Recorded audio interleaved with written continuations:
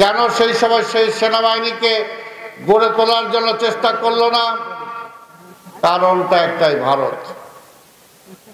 ভারত ভারত অখুশি হবে, সেই কারণেই করে নাই।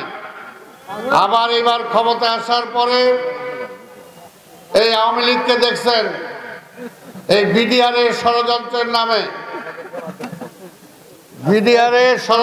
নামে একসাথে এতগুলো আর্মির অফিসার, কোন দেশের যুদ্ধ মারা যায় নাই, যে একবারে সেই অফিসারগুলোকে শেষ করে দিয়েছেন আমাদের আর্মিটাকে দুর্বল করার জন্য। তাহলে কি তারা এই দেশের জন্য রাজনীতি করে? এই দেশের জন্য রাজনীতি করে না। স্বাধীনতার পরে বিদেশ থেকে রিলিফ আসতো,